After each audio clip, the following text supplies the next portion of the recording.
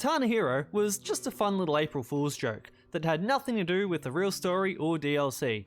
But that doesn't mean there weren't a few hints and teasers thrown in. For starters, when we play as 15, Muscle Goro, we can see that instead of the original black and white suit, we're actually dressed up in a military outfit. At first this doesn't really seem significant, but think about it. No way this alternate outfit was created just for Katana HERO. If it was, then it would have matched the theme of evil spirits and spirit hunters a lot better. So, this means one of two things are happening. It was either made by repurposing unused assets from the base game, or made from new assets made for the DLC. Now, if we look at the post-credit scene from the base game, we can see 15 still owns his military gear. So he could be simply wearing them in the current day, sometime in the DLC, or this could mean we'll be playing flashbacks of the war, which personally I'm hoping is the case. As much as I want answers to the current day mysteries such as who Snow was working for and their goals, it would also be really cool if the war got fleshed out and shown on screen. Next up we have this scene, which I almost missed on my first playthrough.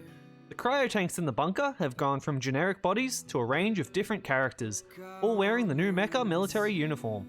Again, since this new art isn't really evil spirit themed, I'm confident this is from the DLC and a first glimpse at a few new characters. Going from left to right, first up we have the most obvious character, 15. This asset's existence makes me think that after the war, both 15 and the other Null were put into cryostasis until they were needed again. This could also explain why the veterans in the bar think Zero is too young to have participated in the war, assuming you don't age in stasis.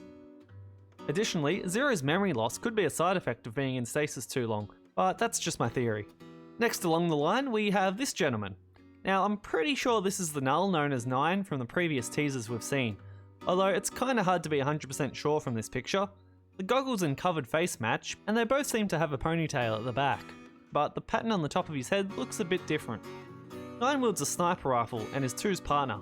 My guess is it's either 9 or more of a generic Null soldier, but time will tell. Up next is one I was initially unsure about.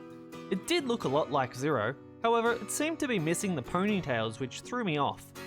Looking through all the characters, no one really seemed to match the hairstyle, and the closest looking character was the boy from the Nightmares.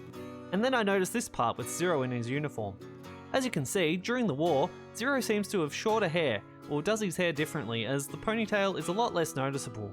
This could also be considered some more evidence towards some DLC levels being set during the war. With the last two tanks being kinda vague, we finally get a more obvious one. This is 2, the Null shown accompanying 9 in a previous teaser. We still don't know a lot about him other than his name and that he dual wields 2 weapons. He's a Null from the war and 2's partner. Next up we have the first character that is, beyond a doubt, completely new and has a cool bionic eye looking gadget. This is pure speculation, but I can imagine this character being a bit more specialised into tech or hacking compared to the other Null. He also has this weird hat which kinda looks like a baseball hat. My gut feeling is the character will be a bit more quirky and less serious than the others, but we'll have to wait and find out. And last of all, we have this absolute beast of a man. This Null has a unique uniform and a beret. I get the feeling he's a higher ranking officer or general in the army who is in charge of the Null squads. I still think he's most likely a Null like the others, but probably uses his precognition in a more tactical way instead of direct combat. Again, this is just pure speculation. While it's possible all of these characters have been in stasis and have been awakened in the current day, it still seems to me like it's being hinted that there'll be a lot of gameplay set in the past. Either way though, having so many more Null in the game is going to be a blast. And last of all, and probably the least exciting little tease, is simply this small piece of dialogue at the end.